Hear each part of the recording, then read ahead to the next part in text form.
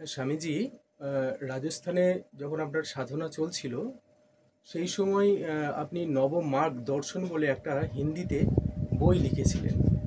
তো সেটা আমরা এখনো বাংলায় সেভাবে পাইনি। তো ওই বইটিতে কি ব্যাপার ছিল এবং কি তথ্য ছিল সেই সম্পর্কে যদি একটু আলোকপাত করেন আমাদের। হ্যাঁ, বইটা লেখা হয়েছিল যতদূর মনে পড়ে 2020 আশপাশে, 21-এ বোধহয় এটা ছাপা হয়েছিল। সাধনার বিষয়টা 2006 সালে ছিল, এটা 2020-তে আর কি। বইটার নাম নবমার্গ দর্শন এবং নামটা হলো হিন্দি বাংলা মিলিয়ে আমি বলবো আর কি, संतुलित शिक्षा और संतुलित जीवन की ओर, মানে ব্যালেন্সড এডুকেশন এবং ব্যালেন্সড লাইফ আর কি। ভারসাম্যযুক্ত শিক্ষা এবং ভারসাম্যযুক্ত জীবন কিভাবে হবে সেই দিকে নব মার্গদর্শন হিন্দিতে। তো সাধারণত আমরা প্রাইমারি থেকে নিয়ে মাস্টার্স পর্যন্ত বা যে পড়াশোনাগুলো হয় আমাদের স্কুল কলেজ ইউনিভার্সিটিতে, তাতে আমরা মূলত বৌদ্ধিক বিকাশ হয় আর কিছু কিছু বিষয় আমরা হাতে কলমে শিখি। প্রাণ শক্তি এবং যৌন শক্তি সংক্রান্ত বিষয়গুলো এই শিক্ষা ব্যবস্থায় থাকে না। থাকলেও হয়তো সে বিষয়ে কতগুলো তথ্য থাকে, কিন্তু সেগুলো জেনে বুঝে নিজের জীবনের ক্ষেত্রে কিভাবে কাজে লাগাবো, যেটা বাধ্যতামূলকভাবে আমাদের জীবনকে আরো এগিয়ে নিয়ে যাবে, সেটা থাকে না। এই বইটির মূল বিষয় ছিল এইটি সূচিপত্র, যেমন সার্বিক শিক্ষা মানে সামগ্রিক শিক্ষা, বোধ শক্তি, প্রাণ শক্তি আর যৌন শক্তি। বোধ শক্তি, প্রাণ শক্তি এবং যৌন শক্তি বিশেষ গুরুত্বপূর্ণ। এইটি বোধ শক্তির বিকাশ হচ্ছে, প্রাণ শক্তির বিষয়ে খুঁটিনাটি জানছি এবং তার অনুশীলন হচ্ছে সেভাবে, এবং প্রাণের মধ্যে ভারসাম্য আসছে বিশেষ স্তরের, এবং যৌন শক্তিকে খুঁটিনাটিভাবে জানছি এবং সেটি কিভাবে আমাদের জীবনকে আরো উচ্চ স্তরের ভারসাম্য দিতে পারে, এইটি আমরা পাবো এই বইয়ে। আরো কি পাবো? তৃপ্তি। তৃপ্তি আমরা সবাই চাই, যেটাকে সন্তুষ্টি বলতে পারি বা সন্তোষ বলতে পারি ইত্যাদি। তৃপ্তি দু প্রকার বলা হয়েছে, আন্তরিক তৃপ্তি এবং শারীরিক তৃপ্তি। আন্তরিক তৃপ্তি আমরা জানি, শারীরিক তৃপ্তি আমরা যতদূর জানি সেই জানাটাকে আরো এগিয়ে কিভাবে নিয়ে যাওয়া যেতে পারে সেই বিষয়ে কিছু কথা বলে পাচ্ছি। এগোই। বইয়ের ভূমিকার ক্ষেত্রে কিছু মাস্টার মশাইরা অর্থাৎ শিক্ষক মহাশয়রা এটা ভূমিকা করে দিয়েছেন। ভূমিকা নয়, ভূমিকা আমাকে লিখতে হয়েছিল আর কি, যাই হোক সেই লেখাটাই ভূমিকার আগে আর কি। শুভকামনা সন্দেশ একজন শিক্ষক মহাশয় করেছেন, তিনি দিল্লিতে আছেন এখন আর কি, কর্মরত, সেবারত আর কি। আরেকজন রাকেশ কুমার বলে, তিনিও শিক্ষক রাজস্থানে। আরেকজন শিক্ষক শঙ্কর লাল সৈনিক, তিনিও রাজস্থানের। আরেকজন সাধিকা এই বিষয়ে কিছু লিখে দেন দো শব্দ বলে, অর্থাৎ ভূমিকার আগে এনারা এনাদের এই বিষয়ে দৃষ্টিকোণ লিখেছেন। তো ভূমিকাটা আমি এখানে হিন্দিতে পড়ব কিছুটা, সেটা লেখা হয়েছিল আর কি। ভূমিকা, शिक्षा वास्तव में वही है जो मानव का सर्वांगीण विकास करे। সেটি যথার্থ শিক্ষা যেটা মানুষের সর্বাঙ্গীন বিকাশ ঘটায়। प्रचलित शिक्षा व्यवस्था मुख्यतः स्मृति और बुद्धि के आधार पर प्रतिष्ठित है। বর্তমান শিক্ষা ব্যবস্থা মূলত আমাদের স্মৃতি এবং বুদ্ধি এই দুটোকে মূলে রেখেই আমাদের শিক্ষা ব্যবস্থা আর কি। যাবতীয় শিক্ষায় বৌদ্ধিক কিছু বিকাশ হয় আর কিছু মনে রাখার বিষয় এখানে স্টোর হয় বা সংগৃহীত হয়। इसमें कुछ बौद्धिक विकास और स्मृति के सहारे जीवन भर न्यूनाधिक सूचनाएं एकत्रित हो पाती है, जो उपार्जन का एक माध्यम बनके रह जाती है। এর দ্বারা কিছু তথ্য সংগ্রহ করা হয় এবং যেগুলো আমাদের আগামী জীবনে উপার্জনের মাধ্যম হিসেবে সময় সময় কাজ করে, প্রত্যক্ষ বা পরোক্ষভাবে। इससे अधिक कुछ नहीं। इस शिक्षा पद्धति से आंतरिक समता और सहज सरसता की अनुभूति नहीं हो पाती है। এই শিক্ষা ব্যবস্থার দ্বারা আন্তরিক সমতাও লাভ হয় না এবং অন্তরে যে রসালো অনুভূতি বা সরসতার অনুভূতি, সরসতার যেটি আমাদের সবার মন চাইছে, সেইটি লাভ হয় না এর দ্বারা। সাধারণত তথ্য সংগ্রহ আমরা কেন করি? যেন উপার্জনটি ভালো করে হয়, বা অন্যদের থেকে বেশি বিদ্বান বলে পরিচিত হতে পারি, ইত্যাদি ইত্যাদি কারণ। কিন্তু সেটা করে যদি আমি মগ্ন হতে পারি এবং বিশেষ সরসতার অনুভূতি হয়, সেইটা হয় না সাধারণত। ব্যক্তি বিশেষ যদি আরো গভীরভাবে করেন সেটা আলাদা ব্যাপার। সাধারণের অবস্থাটা দেখছি এরকম। তো এর ফল কি হয়? शिक्षा आस्वाद ना होकर उपार्जन का एक माध्यम बनकर ही रह जाती है। वैसी स्थिति में यह मस्तिष्क में एक बोझ मात्र है। উপার্জনের একটা মাধ্যম হয়ে থেকে যায়, আর এই তথ্যগুলো মস্তিষ্কের বোঝা ছাড়া তো কিছু নয়। বাধ্য হয়ে আমাদের রাখতে হয়েছিল, রুটি রুজির ক্ষেত্রে যদি কাজে লাগে, আর কিছু কাগজপত্র পাই, সার্টিফিকেট ওই পড়ার হিসেবে, সেটা ফাঁকি দিয়েও পাওয়া যায় অনেকটাই। 2, इस पद्धति में प्राण शक्ति और यौन शक्ति की विशेष अनुशीलन न होने से मानव मन अपराध प्रवृत्ति से मुक्त होकर नए आयामों में उन शक्तियों की विस्तार की अनुभूति नहीं कर पाता है। এই পদ্ধতিতে, আমাদের গতানুগতিক পদ্ধতিতে প্রাণ শক্তি এবং যৌন শক্তির বিকাশ না হওয়ায়, অনুশীলন না হওয়ায় বিশেষ শক্তির বিস্তার এবং ভারসাম্যযুক্ত জীবনের অনুভূতি আমাদের আর ঘটে না শিক্ষা পদ্ধতির মাধ্যমে। তার জন্য আমাদের আবার আলাদাভাবে কোনো পদ্ধতি অবলম্বন করতে হয়। निरपेक्ष दृष्टि से देखे तो प्रचलित शिक्षा मानव जीवन के एक सीमित हिस्से का ही आवरण उन्मोचन कर पाती है। নিরপেক্ষ দৃষ্টিতে দেখলে দেখা যায় প্রচলিত শিক্ষা মানব জীবনের একটা খুব সামান্য একটা আবরণ, সামান্য একটা জায়গার আবরণ উন্মোচন করতে পারে, এবং বেশিরভাগ ক্ষেত্রেই অহং পুষ্ট করে। पक्षांतर में, মানে অন্যদিকে দেখতে গেলে पक्षांतर में संतुलित शिक्षा पद्धति त्रिविध रूप से प्राण शक्ति, बोध शक्ति और यौन शक्ति के आयामों को स्पर्श करते हुए मानव जीवन को वास्तविक संतुलन प्रदान करने में पूर्णतया समर्थ है, ऐसा प्रतीत होता है। অন্যদিকে দেখলে প্রাণ শক্তি, বোধ শক্তি এবং যৌন শক্তির সার্বিক বিকাশ ঘটিয়ে জীবনে যথার্থ ভারসাম্য এনে দিতে সাহায্য করে এই আধ্যাত্মিক শিক্ষা বা নবমার্গদর্শনের যে দিকে আমাদের ইশারা আর কি, संकेत। ये पद्धति तीनों आयामों से संबंधित होने से इसकी व्याप्तता प्रचलित शिक्षा पद्धति से अधिक होगी, ये कहने की आवश्यकता नहीं है। যেহেতু তিনটে বিশেষ স্তরকে নিয়ে হচ্ছে, বোধ শক্তি, প্রাণ শক্তি এবং যৌন শক্তি, সাধারণ শিক্ষা ব্যবস্থায় কিন্তু নেই এতগুলো প্রাণ শক্তি এবং যৌন শক্তির বিষয় নেই সাধারণভাবে। আর এখানে তিনটে স্তরকে যেহেতু ছুঁচ্ছে শিক্ষা পদ্ধতি, সেই জন্য এর গভীরতা অনেক বেশি এবং এর ব্যাপ্ততাও অনেক বেশি, এটি আর বলার অপেক্ষা রাখে না। वर्तमान प्रचलित शिक्षा पद्धति से शिक्षित व्यक्ति जिन अपराध भावनाओं से अंदर ही अंदर पीड़ित होते रहते हैं, संतुलित शिक्षा के प्रकाश में उनसे, यानी उन अपराध भावनाओं से निश्चित रूप से मुक्ति की राह मिलती है।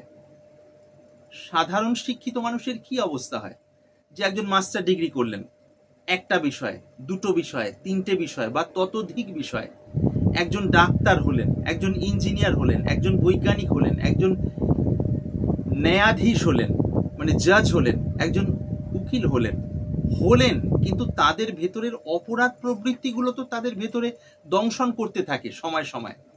কখনো অন্যান্য ক্ষেত্রে তার মন মগ্ন থাকলে সেগুলো চাপা পড়ে থাকে, মন যখন একটু ঢিলেমি অবস্থায় থাকে, একটু ছুটি পায়, তখন আবার ফুটে ওঠে।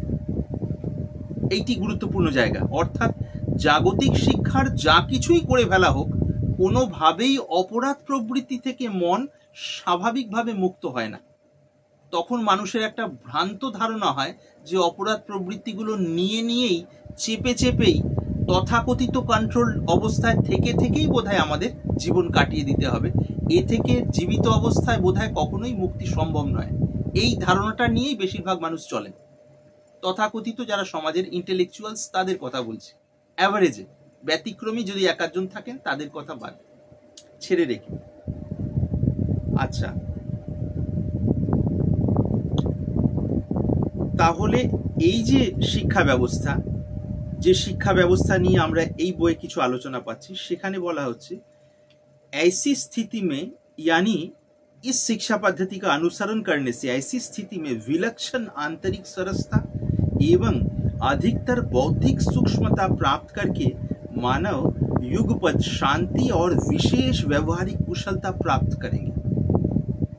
যখনই মানুষের ভেতরে বোধ শক্তির বিকাশের সাথে সাথে প্রাণ শক্তির ভারসাম্য এবং আন্তরিক আরাম, যৌন শক্তির ভারসাম্য এবং তার সাপেক্ষে আন্তরিক আরাম স্নায়ুতন্ত্রে এবং তারই রিফ্লেকশন হিসেবে মনে ফুটে উঠবে, তখন স্বাভাবিকভাবেই তার প্রতিভার বিকাশ অনেক বেশি হবে, যেহেতু ভেতরে উদ্বিগ্নতা নেই, যেটা সাধারণত থাকে। যার মধ্যে যতটা প্রতিভা বিকশিত হতে পারত সেইটা আরো গভীরভাবে হতে পারবে, যেহেতু ভেতরের শান্ততা বা সমতা অনেক গভীর, তার ডেপথ অর্থাৎ গভীরতা অনেক বেশি, বা তার ডেন্সিটি অর্থাৎ ঘনত্ব অনেক বেশি, তার ব্যাপ্ততা অর্থাৎ স্প্রেডনেস অনেক বেশি, সব দিক থেকেই। কখন? যখন তিনটে শক্তির ভারসাম্য আমরা পাব, বোধ শক্তি, প্রাণ শক্তি এবং যৌন শক্তি। আর কি? যখন সেই ভারসাম্য কেবল মানে রুখা সুখা তাত্ত্বিকভাবে নয়, সরসতার সঙ্গে সেই রসালো ভাব যত বেশি হৃদয়ে আসবে, তখন হৃদয়ের যে অপরাধ প্রবৃত্তিগুলি, যেগুলির কারণে এই ঘটনাগুলি হচ্ছে চতুর্দিকে, আপনারা জানেন দেশে বিদেশে বহু জায়গায়, আমরা তার খুবই অল্প স্বল্প জানতে পারি, যেহেতু সেই প্রবৃত্তিগুলিতে আছে শরীর মনের মধ্যে। সেই প্রবৃত্তি থেকেও মন ধীরে ধীরে ধীরে ধীরে ধীরে ধীরে মুক্ত হতে পারে, সেগুলো রূপান্তরিত হয়ে যায় জীবিত অবস্থায়। অনেকে ভাবতে পারেন সম্ভব নয়, তাদের না জানার কারণে এই ভাবনাটা, যদি আরো গভীর স্তরে ঢোকার সুযোগ হয় তখন সম্ভব কিভাবে সেইটি বোঝা যাবে। আচ্ছা, যদি এইটি সম্ভব হয় তাহলে কি হবে? तब अपराध भावनाओं से मुक्त एक स्वस्थ समाज निर्माण प्रक्रिया सहज ही चल पड़ेगी। তখন অপরাধ ভাবনা থেকে মুক্ত একটি সুস্থ সমাজ নির্মাণ প্রক্রিয়া স্বতঃস্ফূর্তভাবেই চলতে থাকবে, অর্থাৎ শুরু হয়ে যাবে সেই প্রক্রিয়া। জোর করে নিয়ম কানুন আইন করে অপরাধ করা সেটা একটা স্তরে ঠিক আছে, যখন রাফ অবস্থায় আছে আমাদের মন তখন আইন দরকার, কিন্তু যখন মন একটা ব্যালেন্সে আসছে তখন আইনগুলো আছে ঠিক আছে বাইরের কাঠামো হিসেবে, কিন্তু ভেতরের মনের অবস্থার কারণে সেগুলোর প্রয়োগের আর সেইভাবে দরকার পড়বে না। অ্যাভারেজ মানুষের কথা বলছি, যদি তারা সিনসিয়ারলি সেগুলোর অনুশীলন করে, অর্থাৎ ঠিকভাবে যত্নের সঙ্গে অনুশীলন করে, নিষ্ঠার সঙ্গে। এই গেল ভূমিকা। এবার বইয়ের কিছু কিছু বিষয় আমি এখানে ছোঁয়ার চেষ্টা করব। যেমন এখানে বলা হচ্ছে মানব সমাজ, इस समाज का मूल विषय मानव है। মানব সমাজ, যার মূল বিষয়টি মানব, বাকি সব সম্বন্ধিত है, বাকি সব রিলেটেড। মূল হচ্ছেন মানব, বা হচ্ছে আর কি মানব, মানুষ। শিক্ষা और स्वास्थ्य ইহা महत्वपूर्ण বিষয়। আমরা জানি শিক্ষা এবং স্বাস্থ্য গুরুত্বপূর্ণ বিষয়, কিন্তু বর্তমান শিক্ষা আমরা কিরকম পাচ্ছি, তার ফল কিরকম হচ্ছে, সেই বিষয়ে আমরা এখানে একটা চার্ট করার চেষ্টা করা হয়েছে, তালিকার মতো। 14টি প্রফেশন বা 14টি পেশার মানুষজনের কথা উল্লেখ করা হয়েছে। পেশা বলতে ঠিক কি বলতে চাইছি, বর্ণনাগুলো আসলে আমরা পরিষ্কার বুঝতে পারবো আরো। যেমন বর্তমান শিক্ষা और इस शिक्षा में शिक्षित लोगों की स्थिति, ভিতরি মনস্থিতি, মানে বর্তমান শিক্ষায় শিক্ষিত মানুষদের মনের অবস্থাটা কি আসলে। বর্তমান শিক্ষাটা কি? সূচনাধারিত শিক্ষা, ইংরেজিতে ব্র্যাকেটে লেখা হয়েছে ইনফরমেশন বেসড এডুকেশন और एजुकेशन सिस्टम, তথ্য ভিত্তিক শিক্ষা ব্যবস্থা। इस शिक्षा से शिक्षित व्यक्तियों की आंतरिक और व्यवहारिक स्थिति, তাদের ভেতরের অবস্থা এবং বাইরের অবস্থা কি, এখানে এইরূপ চার্ট আমরা পাচ্ছি।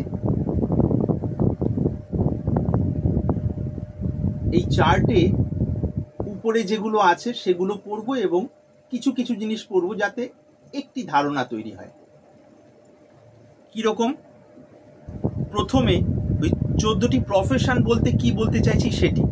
যেমন গৃহিণী, হিন্দিতে গৃহিণী, বাংলায় গৃহবধূ, হাউসওয়াইফ বলে ব্র্যাকেটে আছে। আচ্ছা, ব্যক্তিগত এবং পারিবারিক জীবন।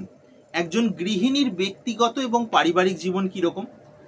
विशुद्ध आत्मचेतना की अनुभूति बिना स्थायी आंतरिक उद्विग्नता और पारिवारिक जीवन में इसका नकारात्मक प्रभाव। অন্তরে যেহেতু বিশুদ্ধ আত্মচৈতন্যের উপলব্ধিটি নেই শুদ্ধ মন বা শুদ্ধ বুদ্ধিতে, সেই কারণে সর্বদাই তার ভেতরে একটা উদ্বিগ্ন মনের অবস্থা থাকে যে অমুকজন যদি এই ক্ষেত্রে এইরকম ভাবেন তাহলে আমি কি করব, সেই ক্ষেত্রে যদি আমি এইভাবে সংসারের তালটা না রাখতে পারি বা তাল কাটার বা তাল ভঙ্গের কারণ হয়ে যায় তাহলে কি করব, এই সদস্যরা যদি এইভাবে চলেন তাহলে সেই ক্ষেত্রে আমার কি করণীয়। এই চিন্তাগুলো প্রয়োজন, পরিকল্পনাগুলো, কিন্তু পরিকল্পনাগুলোর পেছনে তো সর্বদাই একটা কম্পন রয়েছে উদ্বিগ্নতার। সেই উদ্বিগ্নতাই তার স্বাস্থ্যের যে রিলিশমেন্ট, সুস্থতার যে আস্বাদন, সেটাকে কখনোই করতে দিচ্ছে না।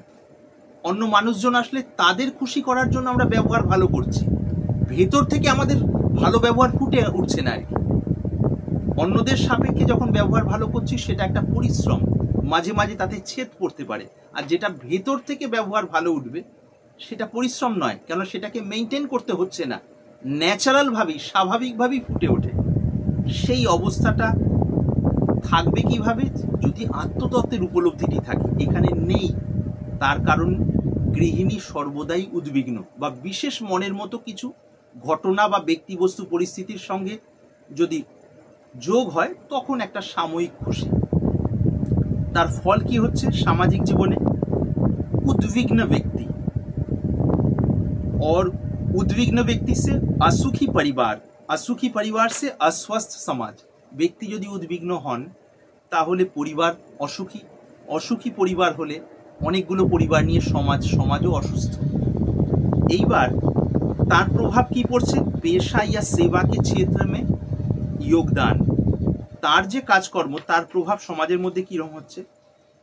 उद्विग्नता यानी आंतरिक अशांति, फलतः पति, संतान, परिवार तथा अन्य के प्रति अतृप्त मन से व्यवहार या कृत्रिम संतुलन प्रदर्शन करने का प्रयास। सर्वदाई शरीर मन अहं के आमी बोले मने करছি, এগুলোকে সবগুলোকে মিলিয়ে আমি বলে মনে করছি।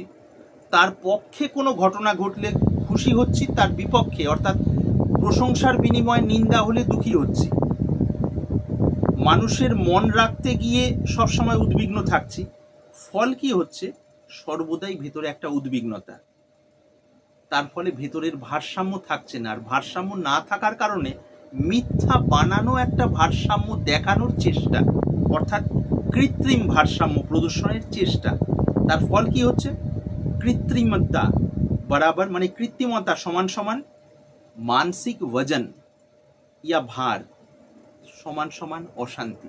कृत्रिमता समान समान मानसिक वजन समान समान अशांति। এই গেলেন গৃহিণী।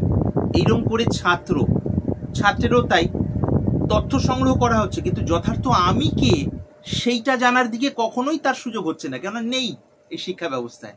সেই কারণে সবসময় উদ্বিগ্ন যে উপার্জনের জন্য আমরা করছি, উপার্জন করতে গিয়ে যদি ফেইলিওর হয়, ব্যর্থতা আসে এই পড়াশোনার মাধ্যমে, তখন আমরা অনেকেই আত্মহত্যার দিকে চেষ্টা করছি বা অনেকে করেও ফেলছি। তার কারণ যথার্থ আমিকে সেই খবরটা দেওয়া হয়নি।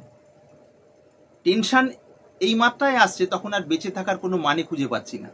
কিন্তু সেই ক্ষেত্রে আত্মতত্ত্বের উপলব্ধি হলে সফলতা বিফলতা দুটোকে সমান মর্যাদা পেত, অথচ উন্নতির জন্য চেষ্টা হতো। এই এক অদ্ভুত ব্যাপার, শুনলে হয়তো অনেক সময় আপাত বিরুদ্ধ বলে মনে হতে পারে, কিন্তু ভিতরে ঢুকলে রহস্যগুলো বোঝা যায়। ছাত্রের ক্ষেত্রেও সেই একই অসুবিধে। তার ফল হলো অসন্তুষ্ট অন্তঃকরণ, অসন্তুষ্ট পরিবার, অসন্তুষ্ট সমাজ। किसान माने फार्मरों से निजे बोध न रहने से शरीर को ही मैं मानते हैं और शरीर के थकान को मानसिक थकान में बदल लेते हैं। आत्मस्वरूपेर बोध ना थाकाय शरीरकेই আমি মানছি মনে করছি এবং শরীরের ক্লান্তিকে মানসিক ক্লান্তি হিসেবে ভাবছি, মানসিক ক্লান্তিতে নিয়ে যাচ্ছি এবং সেটাকে আত্মিক ক্লান্তি হিসেবে মনে করছি। তার ফলে ভেতরে সর্বদাই ভারাক্রান্ত থাকছে। এর ফল কি হচ্ছে? बोझिल मन, भाराक्रांत परिवार, अप्रसन्न समाज। भाराक्रांत मन, भाराक्रांत परिवार एवं भाराक्रांत समाज। অনুরূপভাবে মজদুর মানে শ্রমিকের ক্ষেত্রেও সেই এক। এবং শ্রমিকের ক্ষেত্রে যখন ভারাক্রান্ত, ভার দূর করার জন্য তারা কি করছেন, দিনের শেষে রাত্রে নেশার আশ্রয় নিতে হচ্ছে, আরও বিভিন্ন যেগুলো আমরা আশ্রয় নেওয়া উচিত বলে মনে করি না শিষ্টাচারের দৃষ্টিকোণ থেকে, তার আশ্রয় নিতে হচ্ছে। যেহেতু মনের মধ্যে আনন্দ নেই, সারাদিনের ক্লান্তি ঠিক আছে, সেই ক্লান্তি মনের মধ্যে এমন এসে গেছে, নেশা না করলে বা অন্য কোনো যদি অবলম্বন না করি তাহলে আমার মন ফ্রেশ হচ্ছে না, তরতাজা হচ্ছে না, বা তৃপ্ত হচ্ছে না, বা কালকের দিন আগামী দিনের কাজের জন্য তৈরি হচ্ছে না। তখন আমরা সেইভাবে রুটিন সাজিয়ে নিই, তাতে স্নায়ুতন্ত্র ড্যামেজ হতে থাকে, ধ্বংস হতে থাকে। আর মনের অবস্থায় তো মানে কি যে হয় সেটা আপনারা জানেনই আর কি অনেকে। আচ্ছা, মজদুরের ব্যাপারটাও গেল এরকম করে। এই করে ক্লার্কেরও সেই একই অবস্থা, ভেতরে ক্লান্তি, ক্লার্ক বুঝতেই পাচ্ছেন। শিক্ষকদের বিশেষ দায়িত্ব হিসাবে আমরা মনে করি সমাজের ক্ষেত্রে, শিক্ষকদের বেশিরভাগ শিক্ষকদের অবস্থা মানসিক ক্লান্তিতে ভুগছেন তারা, এবং তারা যতটা মন দিয়ে পড়াতে পারেন ততটা মন দিয়ে পড়ান না। তার কারণ তাদের মনের মধ্যে দুঃখ রয়েছে, অশান্তি, অতৃপ্তি রয়েছে সব সময়, প্রায় বিশেষ বিশেষ সময়গুলো ছেড়ে দিন। যেহেতু তারাও এই কতগুলো তথ্য সংগ্রহ করে ভার বহন করে বেড়াচ্ছেন, এবং সেটাকেই শিক্ষা হিসেবে ধরা হচ্ছে। যেহেতু এক জায়গায় এক কোটি যদি পাগল থাকে আর দুজন নর্মাল মানুষ থাকেন, সেই নর্মাল মানুষ দুজনকেই পাগল বলা হয়, এটাই নিয়ম। যেহেতু সংখ্যাগরিষ্ঠতার হিসেবে আমরা বিচার করি, তো সংখ্যাগরিষ্ঠ দিকে, ঠিক তেমনি বর্তমানে যারা টিচার বলে আছেন তার মধ্যে সত্যি কথা বলতে গেলে বেশিরভাগ টিচার নন, তারা দোষী নন, তারা সেই শিক্ষা ব্যবস্থাটাই পাননি আর কি। তারা তথ্য সংগ্রহ করাটাকে মনে করেছেন শিক্ষা, সেগুলো অন্যদের গিলিয়ে দেওয়াটাকে মনে করেছেন শিক্ষা প্রদান। এবং এটা কি কারণে, কোন চালাকির জন্য ম্যাকলে করেছিলেন বা করেছিল সেটা আমরা ভুলে গেছি, আর সেই ছকটাই পাল্টায়নি। সেই ছকটাকে রেখে এদিকে পরিবর্তন ওদিকে পরিবর্তন, ওই শাক দিয়ে মাছ ঢাকার মতো, বা একটা মাছকে এদিকে উল্টানো ওদিকে উল্টানো, ওরকম করা হচ্ছে। তাতে আসলে কোনো লাভ হচ্ছে না, লাভ হচ্ছে তার একটা ভান করা হচ্ছে। এইটা হলো ঘটনা। কাজে ব্যক্তি বিশেষ কোনো শিক্ষক বা শিক্ষিকার কথা বলা হচ্ছে না, এই ব্যবস্থাটার বিষয়ে একটু সজাগতা যেন হয়, সেই বিষয়ে কয়েকটা কথা। অনুরূপভাবে চিকিৎসকের বিষয়েও সেইটা আমরা জানি। চিকিৎসকের ক্ষেত্রে অনেক সময় যে ঘটনাগুলো চতুর্দিকে হচ্ছে, সব সময় সব যুগেতে, যেহেতু অন্তরের শান্তি নেই, যে কোনো রকম বিষয় তাদের দ্বারা হতে পারে, এবং তার ফল তার পারিবারিক জীবনে অশান্তি এবং সামাজিক জীবনে তো বটেই। ইঞ্জিনিয়ারের ক্ষেত্রেও তাই, বৈজ্ঞানিকের ক্ষেত্রেও তাই। সরকারের সাথে এগ্রিমেন্ট করা আছে, এই আবিষ্কারটা হলে প্রথমে সরকারের যেমন প্রসেস সেখানেই সেটা ডিসকভার করা হবে, অর্থাৎ ব্যাপারটা প্রেজেন্ট করা হবে। কিন্তু গুপ্তভাবে অন্য কোনো সংস্থার সাথে ভেতরে যুক্ত হয়ে গিয়ে সেখানেই আগে আবিষ্কারটা বিক্রি করে দিলেন। সেই সংস্থা সেটাকে মানে মানুষের ভালো কাজে না লাগিয়ে ডেভাস্টেটিং ওয়েতে ব্যবহার করলেন আর কি, ধ্বংসাত্মকভাবে ব্যবহার করলেন। কিন্তু বেশি টাকার বিনিময়ে গুপ্তভাবে সেই বৈজ্ঞানিক সেখানে বিক্রি করলেন, আর সরকারকে বললেন আমার আর একটু সময় লাগবে। এরকম ব্যাপার হয়েছে এবং হচ্ছে বিভিন্ন জায়গায় আর কি। তার কারণ বৈজ্ঞানিক তো একটা পার্টিকুলার বিষয় তিনি জানেন, অন্তরের অবস্থাটার মধ্যে তো তিনি শিক্ষিত হননি। সেই স্থূল কাম, ক্রোধ, লোভ, মোহ, মদ, মাৎসর্য সেগুলি তো রয়ে আছে। রিসার্চের সময় একটা দিকে মন আছে বলে এগুলো চাপা পড়ে থাকে, আবার ওখান থেকে হালকা হলে সেই ব্যাপারগুলো, পাশবিক প্রবৃত্তিগুলো। তো এই করে উকিল, ন্যায়াধীশ, পুলিশ, খেলোয়াড়, রাজনেতা এবং শেষে কালাকার মানে শিল্পী, সবারই তাই। এক মূল হলো কি, যেহেতু মূলে আত্মতত্ত্বের বিষয়টা নেই, সেই জন্য পুরো বিষয়টাই শিব করতে গিয়ে বাঁদর তৈরির মতো অবস্থায়। আরো ভাবনা যে আমরা অনেক শিক্ষিত আর কি। তাহলে এর দ্বারা দেখা যাচ্ছে এই অবস্থা হলো বর্তমানে। এবার এই অবস্থা থেকে কিভাবে এনারাই, যাদের কথা বলা হলো, এরা এক একটা স্তম্ভ, যদি এনাদের আত্মজ্ঞানের আলোতে আলোকিত হওয়ার সুযোগ করে দেওয়া যায়, যেটা ভারতীয় ঋষিরা অনেক আগেই দিয়েছিলেন, তখন এনারাই প্রথমে ব্যক্তিগত জীবনে অনেক শান্তির সন্ধান পাবেন। যে শান্তি আনকন্ডিশনাল হবে, খুব গুরুত্বপূর্ণ বিষয় জানবেন। বাইরের ব্যক্তিবস্তু পরিস্থিতির সাপেক্ষে হবে না। বাইরের পরিস্থিতিকে কাজে লাগানোর জন্য বুদ্ধি খরচ করে সেভাবে ব্যবহার করা হবে, কিন্তু অন্তরের শান্তিটা তা থেকে বিঘ্নহীন অবস্থায় থাকবে আর কি, আনডিস্টার্বড অবস্থায় থাকবে আর কি, সেইটি লাভ হবে। এবং সেটির জন্য কি কি ভাবে এখানে হালকা ছক হিসেবে বলা হচ্ছে আর কি।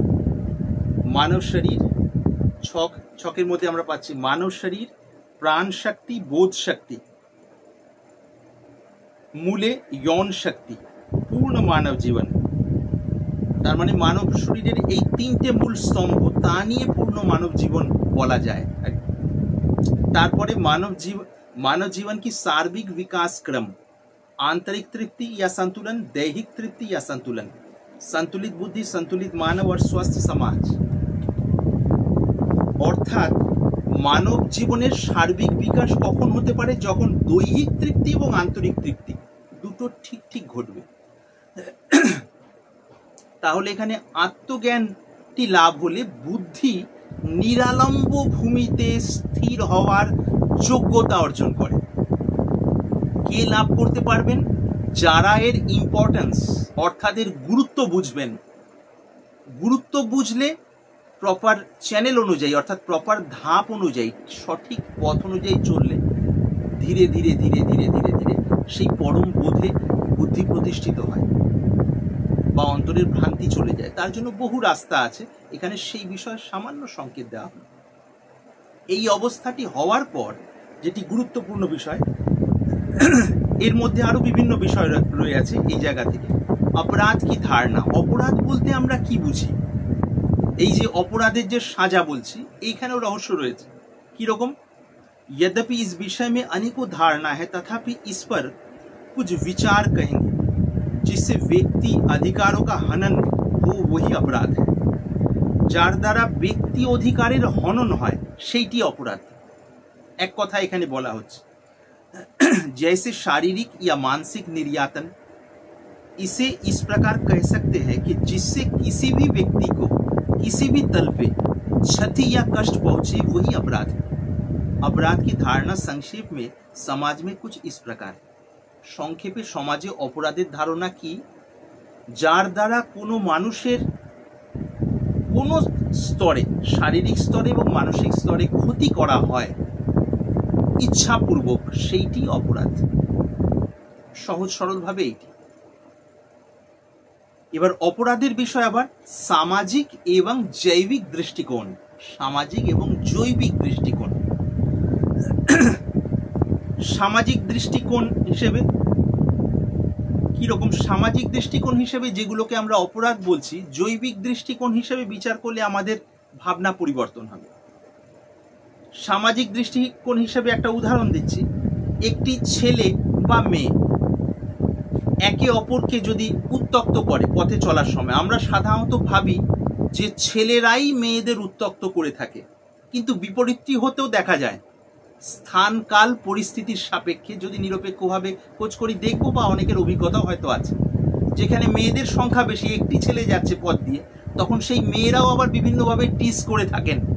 অনেকেই, সকলে নন, ছেলেদের ক্ষেত্রেও সকলে নন, সংখ্যায় কম বেশি হলেই হতে পারে কোনো ক্ষেত্রে। ঠিক তেমনি এই যে টিজ করা বা উত্ত্যক্ত করার বিষয়টা একদিক থেকে অপরাধ। আবার জৈবিক দৃষ্টিকোণ থেকে দেখি, উত্ত্যক্ত কেন করছি? উত্ত্যক্ত করছি দুটো শরীরের মূল উপাদান পৃথক। একটা শরীর অর্থাৎ মেল বডির প্রেজেন্সে ফিমেল বডি আসলেই ওখান থেকে একটা আলাদা ভাইব্রেশন এসে সেটা এখানে ভাইব্রেট করে।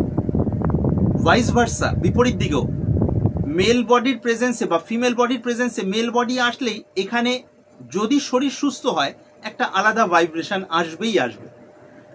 যদি না সেটাকে জোর করে চেপে রাখি, বা যদি না কোনো স্নায়ুর স্তরে কোনো গোলযোগ বা অসুবিধে থেকে থাকে। সুস্থ শরীরের লক্ষণ এটা।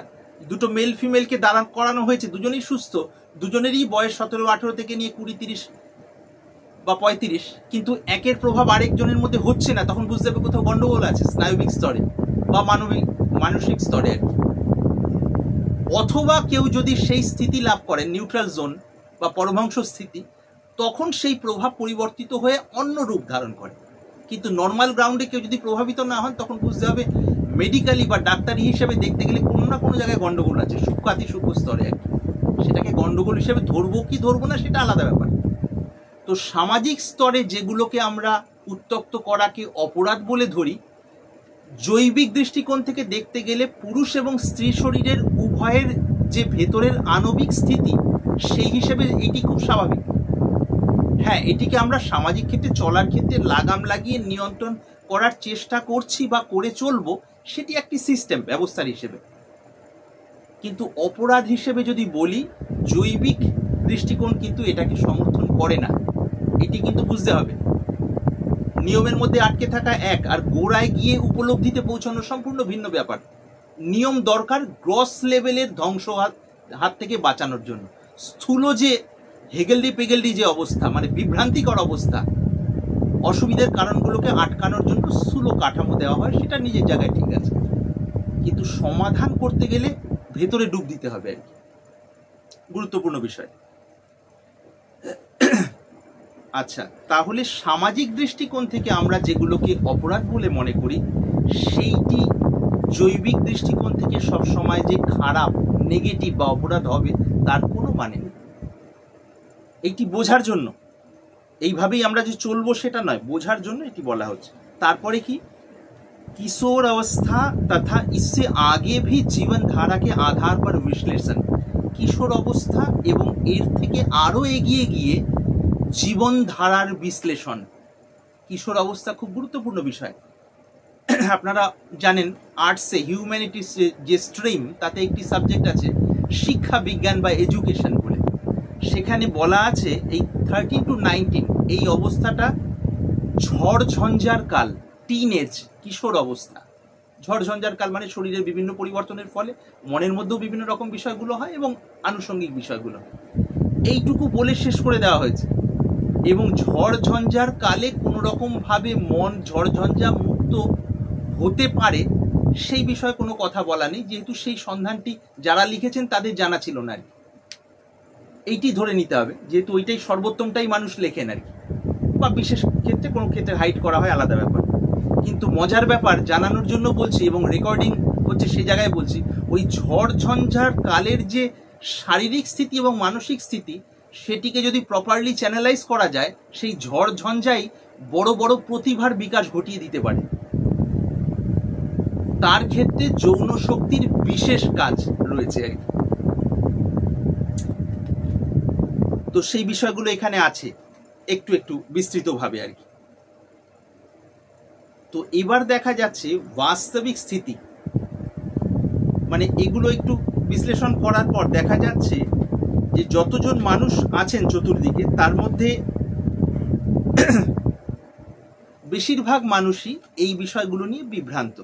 তাহলে এখান থেকে এগোনোর বিষয়টা কিরকম, বা কিভাবে একটা সমতা অর্জন করা যায়, এটা বলতে গিয়ে তারপর ধীরে ধীরে বাস্তবিক স্থিতি বলে স্ত্রী পুরুষের বিশ্লেষণ করতে গিয়ে দেখা যাচ্ছে সারা পৃথিবীতে সাধারণভাবে স্ত্রী পুরুষের বিচার করতে গেলে দেখব देहा मिलन अनुभव युक्त कुछ लोग और देह मिलन के अनुभव से जो रीते हैं यानी खाली है ऐसे कुछ लोग। মানে স্ত্রী পুরুষের দেহ মিলনের অনুভূতি বা অভিজ্ঞতা প্রাপ্ত কিছু মানুষ, আর এই অভিজ্ঞতা প্রাপ্ত করেননি এইরূপ কিছু মানুষ। সংখ্যায় কম বেশি সব ক্ষেত্রেই হতে পারে। তো বিবাহর কথাটা আমরা বললাম না এই ক্ষেত্রে, এই কথাটা বললাম পরিস্থিতির কারণে আর কি। তো এবার দেখা যাচ্ছে সাধারণভাবে দেহ মিলনের অনুভব বিহীন যারা মানুষ, কামশক্তি রূপান্তরের দিকে যাচ্ছি আমরা এবার। যৌন শক্তি রূপান্তর, এখানে যৌন শক্তি শব্দটা ব্যবহার করা হয়েছে। আত্মজ্ঞানের স্থিতি লাভ হলে আনকন্ডিশনাল স্তরে মন স্থিত হলো। এইবার শক্তি রূপান্তর কিভাবে, খুব গুরুত্বপূর্ণ বিষয়। যেখানে স্বামী স্ত্রী তাদের নিয়ম অনুযায়ী দেহ মিলনের মধ্যে দিয়ে এগোচ্ছেন, দেহ মিলনের মধ্যে দিয়ে এগোনোর পরও অনেক ক্ষেত্রেই দেখা যাচ্ছে কিছুদিন পর স্বামী স্ত্রীর আগের মতো সম্পর্ক আর নেই, বিশেষ করে মানসিক ক্ষেত্রে। এবং তখন স্বামী একদিকে স্ত্রী একদিকে, তার মনের গতি। কেউ হয়তো অন্য কোনো জায়গায় মন বেঁধেছেন, কেউ অথচ থাকছেন স্বামী স্ত্রী হিসেবে। তার মানে এটা কি হিপোক্রেসি নয়?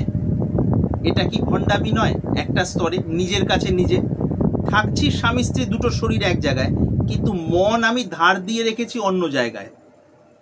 স্বামীর তরফ থেকে হতে পারে, স্ত্রীর তরফ থেকে হতে পারে। আচ্ছা, একটা সময় পর ডিভোর্স বা বিবাহ বিচ্ছেদের দিকে চলে যাচ্ছি বা চেষ্টা করছি অনেকেই। তার কারণ আর থাকা যাচ্ছে না, অনেকদিন মোটামুটি জেলখানার মতো থাকা হলো, এবার আলাদা চলে যাচ্ছে। এই সবগুলোর মূল কারণ খুঁজতে গেলে দেখা যাবে তারা তো দেহ মিলন করেন, তথাপি তাদের মনে সমতা নেই কেন?